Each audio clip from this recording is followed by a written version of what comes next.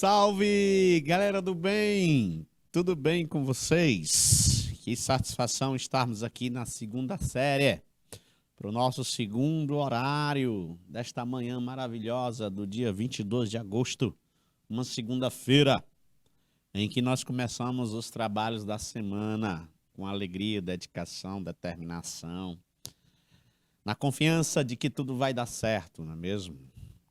Estendendo aí o nosso abraço, não é?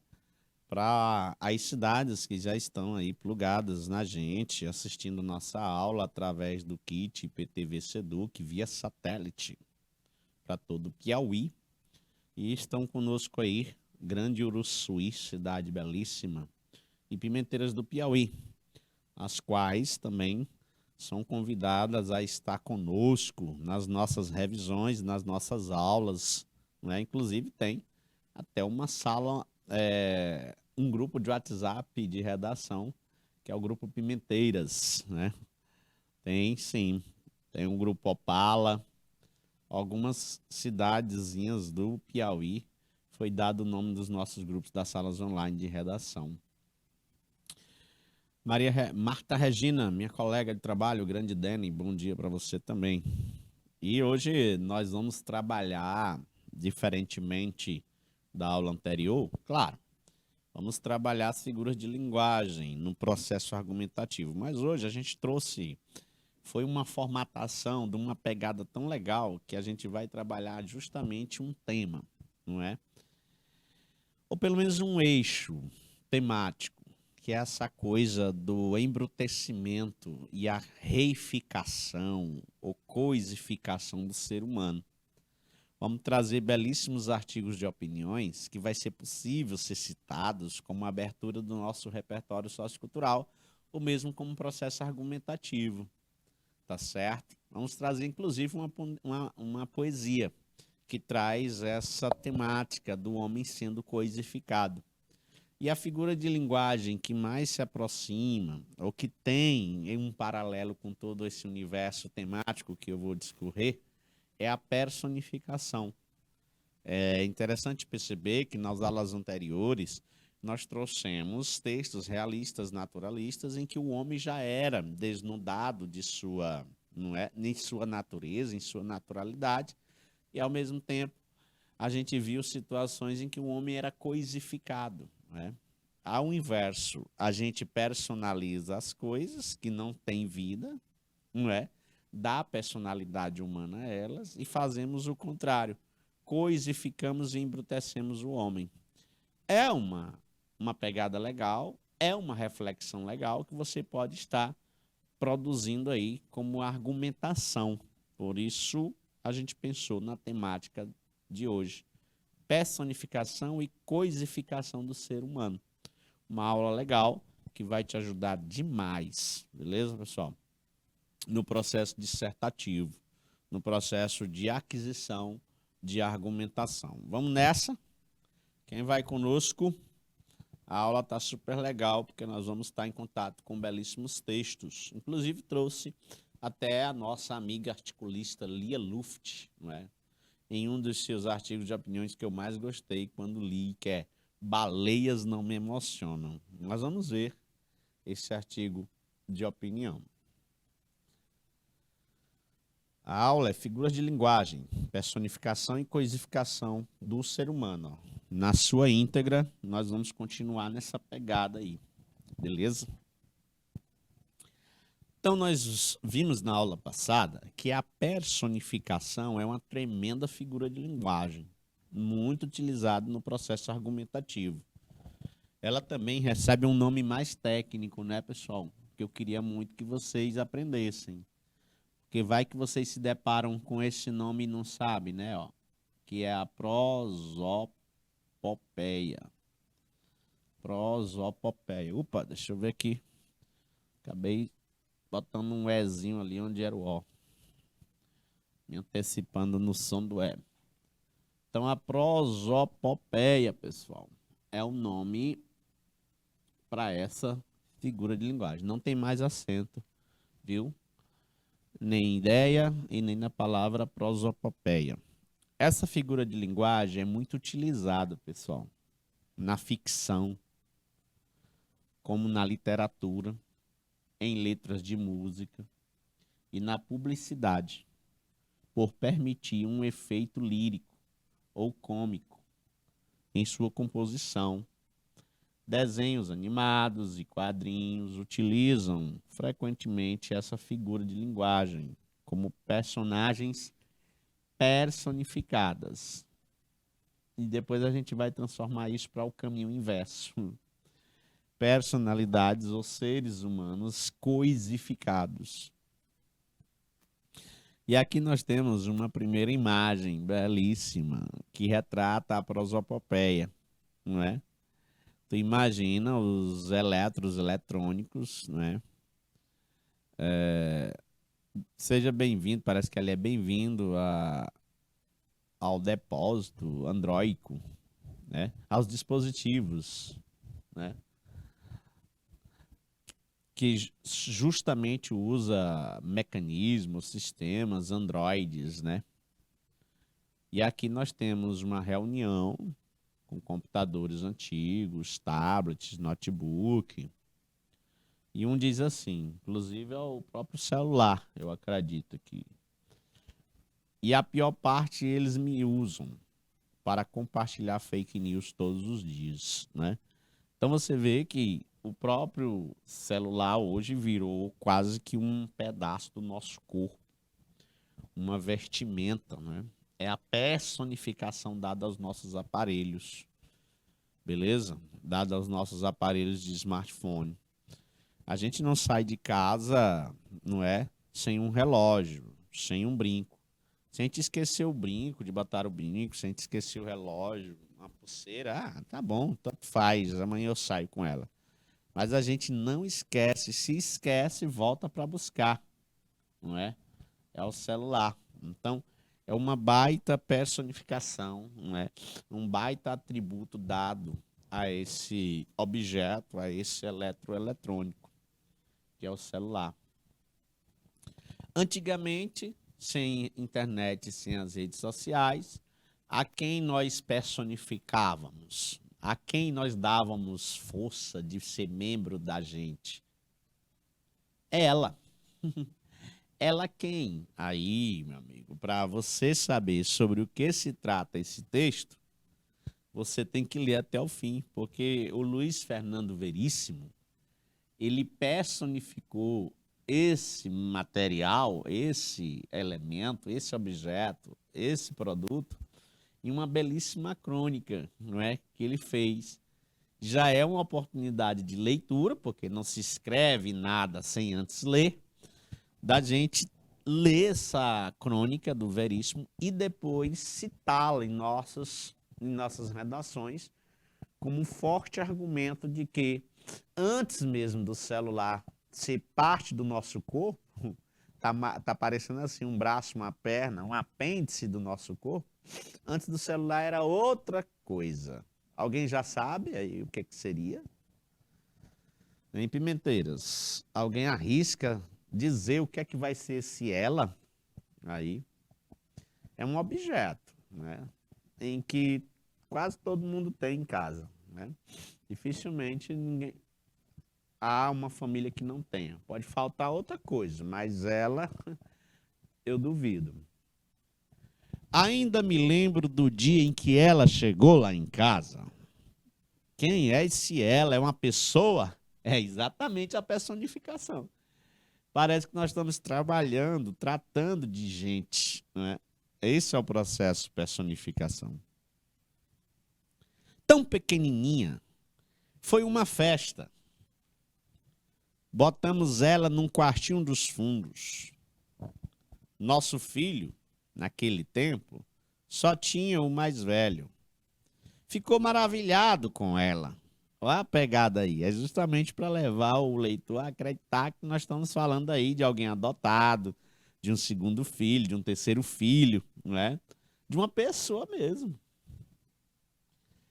Era um custo tirá-lo da frente dela para ir dormir.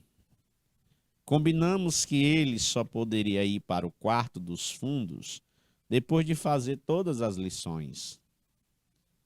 Eu não ligava muito para ela, só para ver um futebol ou política. Ah, professor, já sei sobre o que é. A partir dessa parte aqui do texto, a gente já descobre sobre o que Veríssimo está a dizer. Naquele tempo tinha política. Minha mulher também não via muito. Um programa humorístico de vez em quando. Depois decidimos que ela podia ficar na Copa. Aí ela já estava mais crescidinha. Jantávamos com ela ligada, porque tinha um programa que o garoto não queria perder. Capitão qualquer coisa. A empregada também gostava de dar uma espiada. Aí tu imagina. Minha mulher nem sonhava em botar ela na sala. Arruinaria toda a decoração.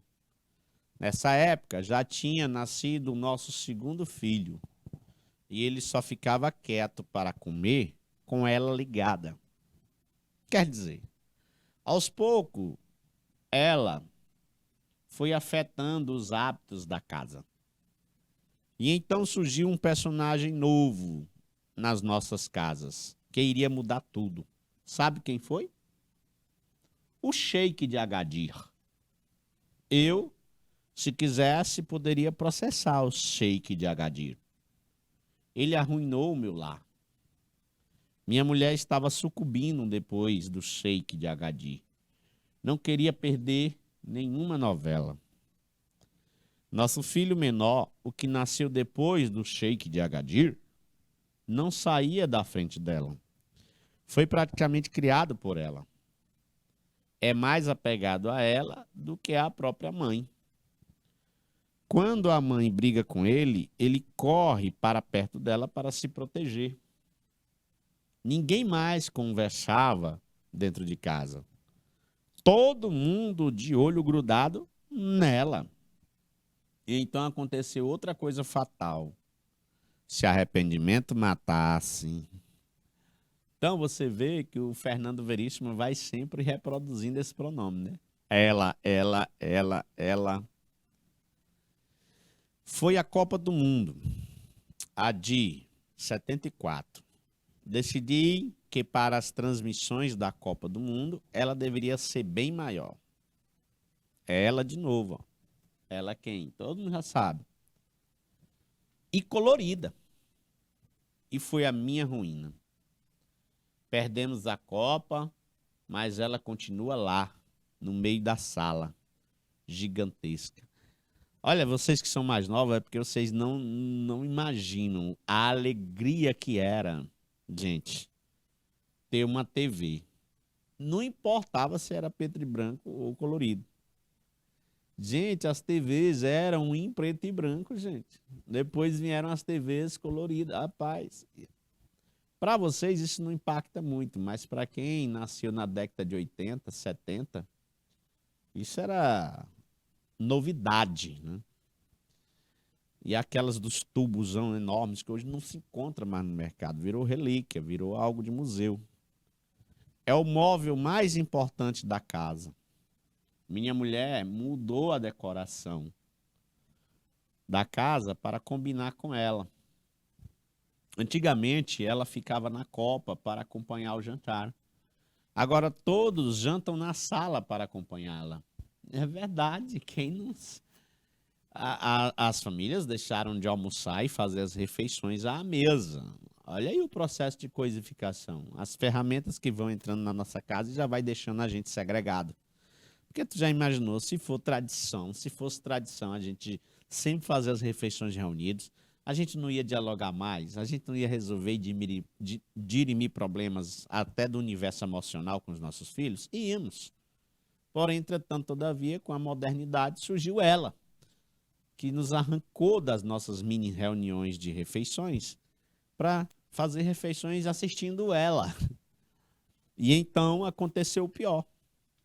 Foi ontem, hora do Dance Days, né? E bateram na porta, visitas, ninguém se mexeu. Falei para a empregada abrir a porta, mas ela fez... Olha que audácia, né? sem tirar os olhos da novela. Mandei os filhos, um por um, abrirem a porta, mas eles nem me responderam. Aí imaginou, aí o ser humano já sendo, não tendo importância, porque ela é que tem a grande importância. Comecei a me levantar, e então todos pularam em cima de mim. Sentaram no meu peito. É exagero, né? A parte da crônica, a pegada da crônica é legal por isso. Sentaram no meu peito. Quando comecei a protestar, abafaram o meu rosto com a almofada, cor de tijolo, que minha mulher comprou para combinar com a maquiagem da Júlia. Só na hora do comercial consegui recuperar o ar. E aí sentenciei, apontando para ela ali, impávida no meio da sala. Ou ela ou eu. O silêncio foi terrível. Agora estou proibido de voltar lá. Ou seja, decidido por ela. Então veja, pessoal, nessa crônica, você vê como o ser humano, não é, vai ficando coisificado em detrimento de um objeto personalizado, não é? Então é essa a ideia, a pegada de Veríssimo se deu bem aí. Ele foi personificando, dando importância demais a um produto, a um eletrodoméstico que a princípio chegou tímido nas nossas casas, né? Professor Fino, hoje tem grande influência, sim, a TV na nossa casa, ainda tem. Mas não como era antes, né? Porque hoje nós estamos num outro universo, no universo da conectividade. Nós estamos vivendo a era da internet, que trouxe consigo aparelhos muito mais leves, muito mais maneiros, muito mais interativos, que são os tablets, os smartphones, em especial os smartphones, né, que deixaram de ser celular para ligar. Porque quando surge a tecnologia do celular, o principal foco era a gente falar à distância, via ligação, ou via SMS. Já era uma novidade tremenda, né? Já era uma mega, hiper novidade mandar torpedos. E quando a gente tinha torpedos ilimitado, era uma alegria. Então, elas perderam força por conta disso. Mas tu imagina, você era uma festa, gente. Ir para casa do vizinho assistir. Eu lembro, era criança, acontecia isso, não é? Quando a televisão da gente pifava ou a gente não tinha a televisão ainda, a gente ia sempre, tinha aquela agenda de, no programa favorito, ir para casa do colega assistir. A crônica, ela conta a história da influência crescente da televisão na vida de uma família brasileira entre as décadas de 1960 e 1970, pessoal. Que também coincide contemporaneamente com uma grande época histórica e contexto histórico no Brasil, que é a ditadura, não é não, pessoal? Que é a ditadura militar. Então, tu imagina, a partir das citações e da argumentação do autor, né? Porque em crônica existe também argumentação, sim. Existem as crônicas narrativas, como existem as crônicas argumentativas. Podemos perceber seu ponto de vista sobre essa influência? Qual é o seu ponto de vista? Né? É claro, a gente vê de que ele foi coisificado, ou mesmo as pessoas, porque vocês viram que no último episódio da crônica, uma pessoa bate a porta, dane-se quem fosse. Ninguém ia abrir, e nem deixaram. O único ser ali que não estava tão fisgado por ela, que era a TV, ia abrir, não deixaram. Sufocaram-no, pisaram-no no peito. É a maneira exagerada e, ao mesmo tempo, satírica que Fernando Veríssimo encontrou para exagerar um pouco, é claro. Você concorda com essa opinião? E hoje, você percebe essa influência? Como ela ocorre? Quais programas mais a exercem? O que as famílias podem fazer quanto a isso, né? Existem medidas, inclusive, orientações psicológicas, dadas por grandes profissionais, de que a TV seja utilizada com moderação, inclusive que se evite, não é para que você tenha uma noite legal de sono, que se evite ter televisão no quarto, É uma das orientações que a galera da psicologia orienta. Que você almoce ou jante assistindo TV, enfim. Ah, professor, mas são orientações que para uns pode ajudar, para outros não. Eu só almoço, só faço refeição assistindo. E eu não tenho nenhum problema com isso. Muitas vezes os problemas a gente não vê ali a curto prazo e nem os enxerga. Mas eles podem existir subliminarmente no nosso inconsciente depois, tá bom? Algumas situações a gente não sabe nem a origem, por isso mesmo às vezes a gente precisa até de terapia para isso. E aí nós temos a palavra coisa, né? Coisa é todo e qualquer objeto que está aí ao nosso redor no mundo, né? É uma coisa. Aquilo que existe ou pode existir. Mas espera aí, então eu sou uma coisa, professor? E aí a gente tem, a partir da palavra coisa, vários desdobramentos, não é? Derivados de coisa. Coisada, reunião ou amontoado de coisas diferentes. Coisar, que é refletir, matutar, imaginar. Coisas, que bens, propriedades, valores. Coisica, coisa pequena, insignificante. Coisificar, aí é a nossa temática aí, ó. Coisificar. Tratar alguém como coisa. Coisíssima nenhuma, né? A gente, não, coisíssima nenhuma. De modo algum. Absolutamente nada. Aí bem que tem, ó, coisíssima nenhuma. Coiso, que é aquele coiso, qualquer pessoa, fulano. É claro que a própria palavra coisa e as expressões que aqui tem, como por exemplo, coiso, coisada, coisar, são palavras que nascem no universo da oralidade, né? Da informalidade. E elas devem ser evitadas. Isso não significa que elas não existem, que elas não existam no dicionário. Claro que elas existem. Então, veja que muitas palavras, por vezes, ela por força do uso, ela acaba vindo para o nosso universo, não é? Oficial da língua portuguesa. Antigamente não existia o verbo deletar, não é? Deletar, não é? Que é proveniente daquela tecla delete. Mas hoje ele existe, não é? No nosso vocabulário, no VOLP, que é o vocabulário ortográfico da língua portuguesa. Não existia a palavra piriguete, não é? Hoje ela existe, não é?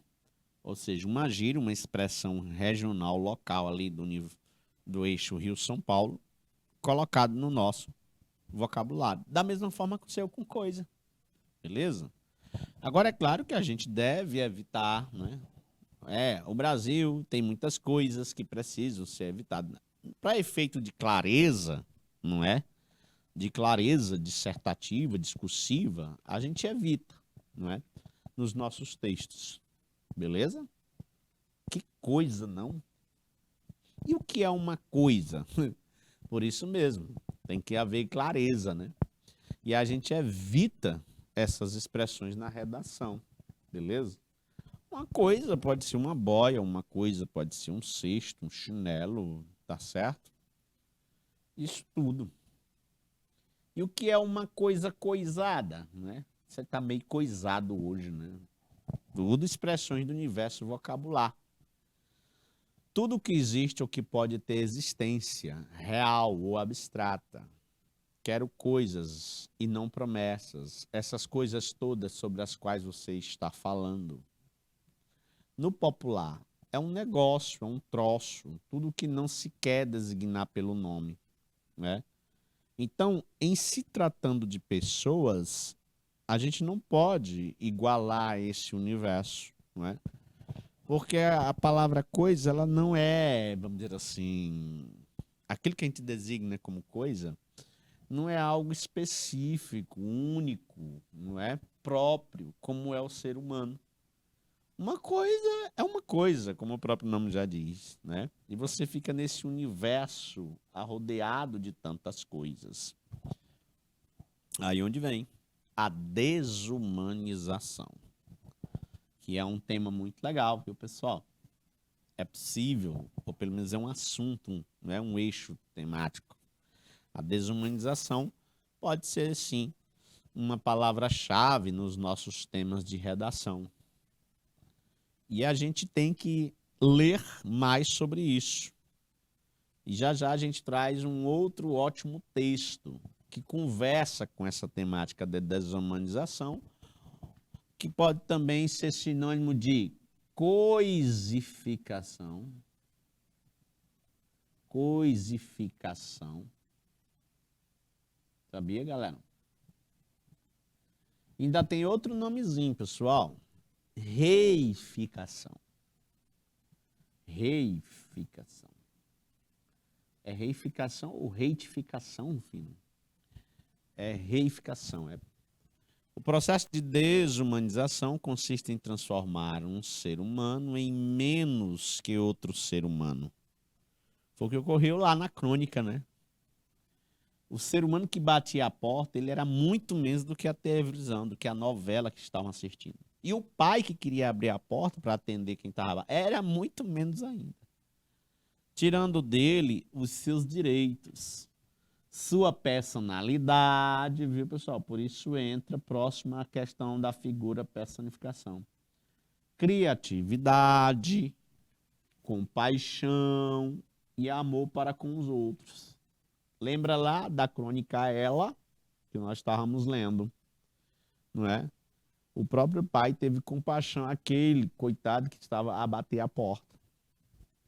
A coisificação segue uma lógica parecida, já que significa tratar ou transformar um ser humano em uma coisa, pessoal, substituindo seu valor moral pelo valor material. Aí por isso vem a palavra reificação, fazendo com que cresça a necessidade da autoafirmação, do ter e do aparecer para satisfazer certos interesses, não é? Então a gente tem que lutar pelo ser e não pelo ter. Esse trocadilho ser e ter, não é? Vai nos ajudar muito a produzir uma argumentação se porventura a gente estiver diante de temáticas como essa. O que é mais importante? Ser ou ter? É claro que é ser, porque o ter nos embrutece, nos reifica. Você já parou para pensar em que momentos isso ocorre dentro da sua realidade? É um questionamento, Pimenteiras. É um questionamento, Uruçuí. O que é que vocês acham? Muito bom ler sobre isso, né, não? Isso vai nos ajudar. A desumanização, ela vem passando por processos históricos ao longo do tempo. Olha aí uma outra argumentação que tu pode utilizar. A alusão histórica, não é? Um apanhado temporal. A alusão histórica é muito bom no processo argumentativo. Você pode trazer, não é? Justamente isso.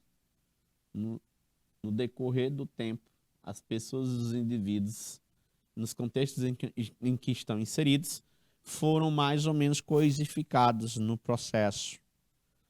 Pessoas são indivíduos únicos, portadores de emoções. Técnica padroniza todos, deixando de serem indivíduos para serem parte do sistema.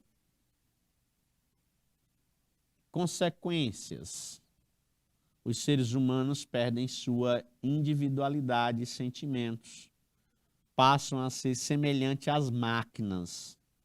Embrutecimento, desumanização, coisificação. Olha que coisa legal. Você faz um apanhado, não é? Argumentativo, usando esse processo histórico de como as pessoas e os indivíduos eram portadores de emoções, reuniam-se nas calçadas, reuniam-se em casa. Depois foi preciso criar técnica, não é? Para que se adeque todas essas pessoas a um sistema. E depois as pessoas, uma vez enquadradas num sistema embrutecido, virariam máquinas. Então é uma discussão até que legal. Você cria uma argumentação legal aí em cima desse discurso. ajuda demais. Beleza, pessoal? Tudo aliado ao processo personificador. Essa imagem aqui, pessoal, já esteve no Enem, não sei qual ano, não lembro. Acho que eu vou chutar aqui, 2015.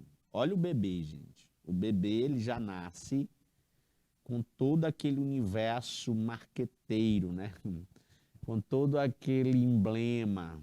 Ele já nasce carimbado às marcas, inclusive multinacionais, como a McDonald's, para ser um ser aliado ao sistema capitalista e dele não se desvincular nunca, não é? Ele já nasce sorridente para consumir. Olha o símbolo da Nike aqui, ó, perto do sorrisinho dele. Isso tudo para dizer como é que se dá o processo de embrutecimento humano. Lembrei também de uma outra questão do Enem, né? Caiu no Enem, até comentei ela. Era vários bonequinhos assim, pessoal, ó. Eram uns bonequinhos e tinha aquela...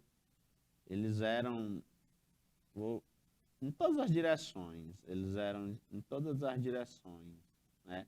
Eles caminhavam por todas as direções.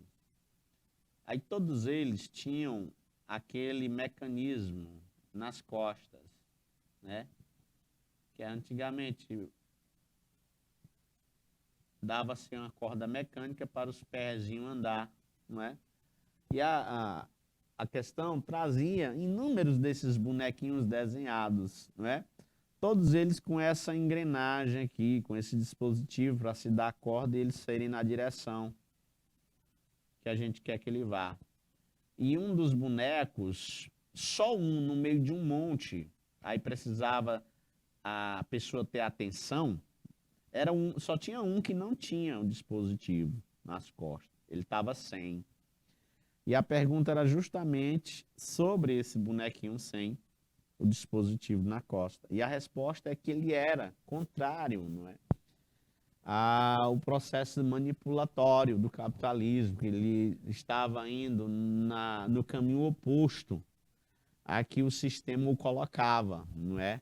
De ser coisificado, de ser consumidor, no sentido mais materialista da palavra. Outra questão de interpretação. Exigia atenção para ver o bonequinho, a silhueta sem o dispositivo. Essa questão, caída na prova de linguagem, conversa com essa, não é? Que também é uma questão do Enem. Olha aí um outro processo histórico, não é? Aqui lembrando o homem Australopithecus, o Homo neandertal, o Homo sapiens, todos os outros homos que a gente, né, estudou na história, em que ele passou por um processo histórico de evolução, né, até chegar ao que nós somos hoje, um código de barras, né? Para depois também pensar nessa outra imagem, todas tiradas do Google Imagem, em que nós estamos pendurados, expostos numa prateleira, praticamente, com os nossos corpos, né? Nós vestimos aquilo que consumimos, ou consumimos aquilo que vestimos, ou a gente é aquilo que a gente consome. Não é? É mais ou menos essa a ideia, não é? Ou então a gente se desnudou, a nossa pele foi arrancada, a nossa identidade foi arrancada, não é? E exposta em vitrine. Essa também faz um trocadilho, não é? Nesse processo materialista, com uma grande frase, pessoal. Vendo logo existo é uma paródia, é uma intertextualidade da frase zona do René Descartes, não é? Que é a frase dele. Penso, logo existo. Viu, galera? É penso, logo existo. A pulseirazinha acaba que triscando aqui na tela do touchscreen e escreve junto. Ó. Beleza, pessoal? Essa frase, penso, logo existo, é de quem? René Descartes. Parece que é assim. O nome do cara é francês. Descartes. E aqui nós temos a figura do Papai Noel, que é uma figura inventada pelo capitalismo comercial para vender, não é, produtos, né? Em se falar de Natal, é se falar em consumo, quando deveras o Natal traz uma informação mais espirituosa, da solidariedade, do nascimento de Cristo e por aí vai. Mas a Coca-Cola não perde a oportunidade para fazer aquela megalomaníaca propaganda, não é?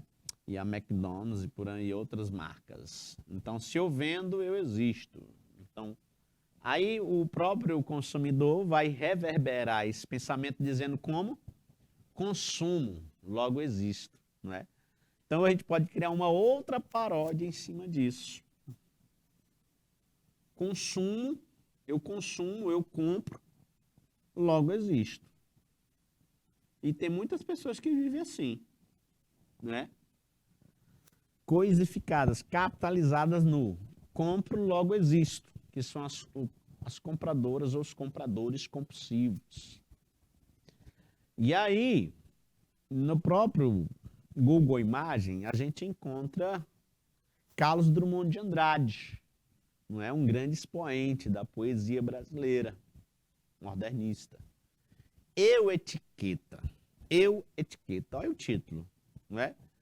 Que tem uma conversação muito massa com essa gravura, não é? Em que a criança já nasce todo ele emblematizado com etiquetas ou com marcas, não é? Aqui dá até para ver melhor, ó. Windows, Kodak, Nike. Tem umas aqui que eu não conheço, pessoal, não é? Não conheço mesmo. McDonald's, Sony e por aí vai. Em minha calça está grudado um nome que não é meu de batismo ou de cartório, um nome estranho. Meu blusão traz lembrete de bebida que jamais pus na boca nessa vida. Em minha camiseta a marca de cigarro que não fumo. Até hoje não fumei. Minhas meias falam de produtos que nunca experimentei, mas são comunicados aos meus pés. Meu tênis é proclama, colorido, de alguma coisa não provada por este provador de longa idade. Meu lenço, meu relógio, meu chaveiro, minha gravata e cinto e escova e pente. Meu copo, minha xícara, minha toalha de banho e sabonete. Meu isso, meu aquilo. Desde a cabeça ao bico dos sapatos, são mensagens, letras falantes, gritos visuais, ordens de uso, abuso, reincidências. Costume, hábito, premência, indispensabilidade. E fazem de mim homem anúncio, itinerante, escravo da matéria anunciada. Então, o Eu, Etiqueta é uma ótima poesia para tratar desse processo capitalista em que coisificou o homem. E eu te dou essa oportunidade de mais um repertório sociocultural belíssimo. Beleza? E lá no site Guia do Estudante, cara, que você deve, viu, Ursuí, a partir de hoje, pimenteiras que estão nos assistindo em demais cidades, ser um acompanhador, um visitante desse site. E lá eu encontrei um resumo muito massa de outra literatura que conversa com essa temática, pessoal, do materialismo, da reificação humana, que é o resumo da obra São Bernardo. De quem? Do famosíssimo Graciliano Ramos, galera. É muito massa. Se você cita e se você conhece, dá para usar esse repertório em qualquer tema que viesse nesse universo do embrutecimento humano. Criado por uma negra doceira, Paulo Honório foi um menino órfão que guiava um cego e vendia cocadas durante a infância para conseguir algum dinheiro. Paulo Honório. Depois começou a trabalhar no duro lá na roça, até os 18 anos. Nessa época, ela esfaqueia Ele esfaqueia João Fagundes, um homem que se envolve com a mulher com quem Paulo Honório teve sua primeira relação sexual. Então é preso e durante esse período aprende a ler com o sapateiro Joaquim. Quem? O Paulo. A partir de então, ele passa somente a pensar em juntar dinheiro. Pronto, tá bem aí a pertinência com algum tema que venha nesse universo, pessoal. Paulo Honório só pensava numa coisa: juntar dinheiro. E eu também, professor. Beleza. Saindo da prisão, Paulo Honório foi preso por quê? Porque esfaqueou um cara que acabou se emaranhando com a mulher que ele gostava. Paulo Honório pega emprestado com a Jota Pereira uma quantia em dinheiro e começa a negociar gado e todo tipo de coisas pelo sertão. Olha como é, eu gostei desse enredo. Assim ele enfrenta, né, tem uns erros de digitação lá no site, felizmente. Assim ele enfrenta toda sorte de injustiças, fome e sede, passando por tudo isso com muita frieza e utilizando de meios antiéticos como a ameaça de morte e roubo. Após conseguir juntar algumas economias, retorna à sua terra natal, que é Viçosa, pode ser a do Ceará, com o desejo de adquirir a fazenda São Bernardo. Daqui nasce a obra, ó, galera. O nome da fazenda, a fazenda São Bernardo, onde tinha trabalhado. Para tanto, Paulo Honório inicia uma amizade falsa. É mais uma consequência da coisificação do homem. As amizades não serem verdadeiras, não é? Amizade falsa com quem? Com Luiz Padilha, tudo por interesse. Herdeiro de São Bernardo, que São Bernardo é a fazenda, né, galera? Luiz Padilha era um moço apaixonado por jogo, mulheres, bebida, era um homem boêmio. E aos poucos, Paulo consegue conquistar a confiança dele. Paulo Honório, amigão de Luiz Padilha, porque Luiz Padilha é o quê? Herdeiro da Fazenda Zona.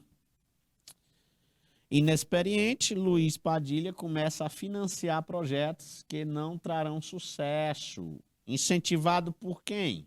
Por Paulo Honório, malandrão, que fazia tudo isso com a intenção de fazer Luiz Padilha ficar falido financeiramente para dar o bote final, que você já sabe qual é.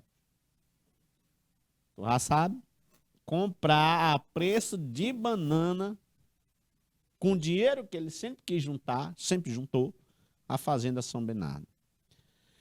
Tendo sucesso em seu plano, Paulo Honório consegue comprar o quê? A Fazenda São Bernardo por um preço irrisório. Olha só como o cara é mala, meu amigo. Dane-se Padilha, dane-se o valor que a fazenda tinha emocional a ele, dane-se tudo, não é? Então você vê que a própria obra, né, São Bernardo, traz a gravura de Paulo Honório e Luiz Padilha como personagens principais, em que o processo de substituição do homem em favor de uma coisa, porque a fazenda não deixa de ser uma coisa, né? A Fazenda São Bernardo não deixa de ser uma coisa. Então, é muito natural hoje, tudo na vida da gente estar em cima acima das pessoas. Então, por isso o processo de reflexão. Então, por isso o processo de recorte temático aí, que pode possivelmente nos ajudar. E aí, para finalizar esse universo de leitura, para você adquirir muito mais argumento, tem um outro, não é? Outra situação, que é uma baleia jubarte, uma imagenzinha que eu trouxe da baleia jubarte encalhada, né? Esse conto não, que aqui não é conto, né? Esse artigo de opinião ou crônica argumentativa, né? Cujo título é Baleias Não Me Emocionam, é de quem? Da minha amiga, a grande Lia Luft, articulista, né? É uma grande articulista, escritora, articulista porque faz artigo, pessoal, né? Articulista da revista Veja. Ela é uma grande articulista da revista Veja. portanto é escritora. Ela tem um texto cujo título é Baleias Não Me Emocionam. Baleias Não Me Emocionam. A princípio, esse artigo pode ser assim polêmico, não é, no universo dos grandes, não é, amantes dos animais. Mas vamos ler para você ver quando ela diz baleia não me emociona, não é que ela esteja desprezando os animais. Primeiro, porque maltratar animal é crime. Olha aí, os animais. Os animais pode ser tema, né não? Pode ser um grupo, né, temático na redação do Enem, assim como o Enem gosta de trabalhar grupo de minorias, quem sabe trabalha os animais aí, como muitos deles sendo maltratados. Hoje quero falar de gente e bichos. De notícias que frequentemente aparecem sobre baleias encalhadas e pinguins perdidos em alguma praia. Não sei se me aborrece ou me inquieta ver tantas pessoas acorrendo, torcendo, chorando, porque uma baleia morre encalhada. Mas, certamente, não me emociona. Daqui ela tira o título. Baleias não me emocionam. Não sei, ou melhor, sei que não vão me achar muito simpática, mas eu não sou sempre simpática. Aliás, se não gosto de grosseria nem de vulgaridade, também desconfio dos eternos bonzinhos, dos politicamente corretos, dos sempre sorridentes ou gentis. Prefiro o olho no olho, uma clareza, a clareza e a sinceridade, desde que não machuque só pelo prazer de magoar ou por ressentimento. Não gosto de ver bichos sofrendo. Sempre curti animais. Fui criada com eles. Olha aí. Preste atenção. Na casa onde nasci e cresci, tive uma coruja chamada, sabe Deus por quê? Sebastião. Era branca, enorme, com aqueles olhos que reviravam. Fugiu da gaiola, especialmente construída para ela, quase do tamanho de um pequeno quarto. E por muitos dias eu a procurei no topo das árvores, doída de saudade. Na ilha improvável, que havia no mínimo, lago do jardim que se estendia atrás da casa, viveu a certa altura da minha infância um casal de veadinhos, dos quais também fugiu. O outro morreu pouco depois. Segundo o jardineiro, morreu de saudade do fujão, minha primeira visão infantil de um amor, Romeu e Julieta.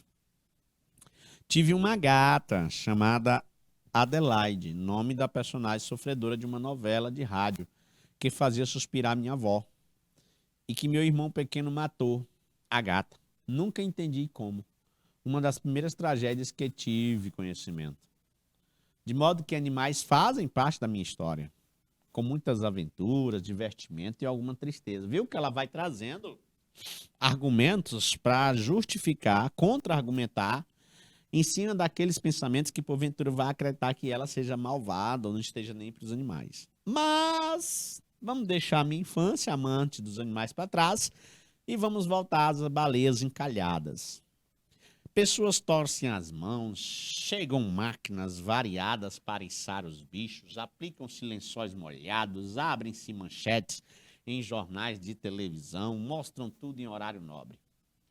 O público presente ou em casa acompanha como se fosse alguém da família. Quando o fim chega, é lamentado quase com pêsames e oração. Confesso que não consigo me comover da mesma forma. Pouca sensibilidade, uma alma de gelos nórdicos. Quem sabe? Mesmo os que não me apreciam não creiam nisso, né? Não é que eu ache que sofrimento de animal não vale a pena a solidariedade e o dinheiro. Preste atenção. Agora vem um grande mote, a grande reflexão. Mas eu preferia que tudo isso fosse gasto com eles depois de não haver mais crianças enfiando a cara no vidro do meu carro para pedir trocados. Adultos famintos dormindo em bancos de praça. famílias morando embaixo de pontes ou adolescentes morrendo drogados nas calçadas. Eu ainda acrescento mais, Lia Luft. Pessoas morrendo por R$ 2, né? Já teve uma manchete assim. Tenho certeza de que um mendigo morto na beira da praia causaria menos comoção. Aí vem uma grande ferida, né? Pegar no calo do brasileiro. Do que uma baleia. Tenho certeza de que um mendigo morto na beira da praia causaria menos comoção do que uma baleia. Aí tem outra crônica, cara, por falar em mendigo morto, né? Que é a crônica do Fernando Sabino, né, Rufino? Notícia de jornal, que é justamente um homem que morre de fome em plena Praça da Sé. E as pessoas passam e só viram a cara. É mais um que morreu. Então ela tem sentido. Ela faz sentido, porque a gente pode sim personificar os animais também, a ponto de fazer com que os animais sejam muito mais importantes do que até gente. Nenhum Greenpeace, defensor dos seres humanos, se moveria. Nenhuma manchete seria estampada. Uma ambulância talvez levasse horas para chegar.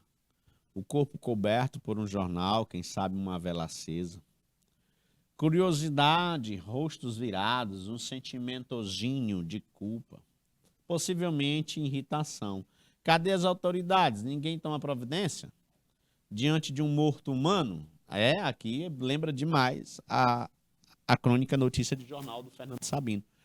Ou de um candidato a morto na calçada. A gente se protege com uma armadura. De modo que, vejo sem entusiasmo as campanhas em favor dos animais. De modo que, vejo sem entusiasmo as campanhas em favor dos animais. Pelo menos enquanto se deletarem tão facilmente homens e mulheres. É um texto razoavelmente antigo, mas que ainda se atualiza muito na nossa vida. Que o final é muito massa e conversa com a temática da aula de hoje, né? Ela não vê com muito entusiasmo toda essa campanha em favor dos animais, enquanto se deletarem tão facilmente homens e mulheres. Então, é um texto muito massa que nada, não é que contra-argumenta no universo aí da coisificação do homem. Então, ficou muito legal esse texto dela, que a gente agora, na prática, vai tentar interpretar, compreender. Quais foram os argumentos usados pela autora para defender a ideia de que ela não se emociona com baleia? Ela usou muitos argumentos, e é o grande mote do texto, né? Anota aí. Quais foram os argumentos usados pela autora para defender a ideia de que ela não se emociona com baleias? Você refuta, sustenta ou negocia os argumentos defendidos por Lia Luft? Porque esse texto ele é polemíssimo, não é? Ele é polemíssimo porque nós podemos entender que no universo em que nós estamos, na atualidade, hoje os animais são tratados até como gente na nossa casa, em especial os cachorrinhos, não é? Ele é parte da família mesmo. Eles são desprendidos, não é? Alguns gastos e investimentos que chega a superar gastos e investimentos feitos com o filho. Refutar é você discordar totalmente do texto da Lia. Sustentar é você concordar totalmente, não é? E até produzir mais argumentos a favor dela. E negociar é você ponderar o que ela diz, trazendo algumas críticas, não é? Se a gente der um clique, a gente tem a resposta da primeira, né? Quais foram os argumentos usados por ela, pela Lia Luft? Ela usou o argumento de que não se emociona com baleias mortas, pois quando as pessoas veem seres humanos vivos, não ajudam, não se emocionam e não dão a mínima ideia para aquilo. Então, no pensamento dela, baleias mortas não são casos para se ajudar muito, ou seja, baleias mortas não são, vamos dizer assim, mais importantes do que ajudar seres humanos. É o momento em que você vai negociar aí com esse pensamento da Lia. Beleza, pessoal? Você refuta, sustenta ou negocia? Qual é a melhor situação para tu se enquadrar aí, né? Se bem que é bem pessoal. Essa aqui não, é tirada de elementos do texto, de elementos do universo da compreensão textual. Agora essa não, essa você fica mais à vontade. Ó, professor, eu discordo, não precisava ela ter usado esses exemplos no texto dela, não precisava ela trazer como principal argumento as baleias encalhadas, não precisava. Beleza, professor? Não, professor, eu sustento, é verdade mesmo, faz sentido o que ela diz. Inclusive, existem famílias que acabam que embrutecendo-se com pessoas e, né, e, vamos dizer assim, sendo sensíveis exageradamente a alguns animais domésticos. Não, professor, eu negocio. Eu acho que ela não foi feliz nesse exemplo e acrescento esse. Então, negocio. Pois, por um lado, eu penso que isso é certo, pois é melhor salvar a vida de um ser humano do que a de animais, e por outro, por isso negociar. Penso que tem que ajudar os animais também, igual ajudamos os seres humanos. Muito bem. É uma resposta bem madura, bem acertada em relação a essa questão aí. Porque, na verdade, o que Lia Luft quis trazer, embora ela polemize no seu artigo, é justamente isso que a gente está a negociar.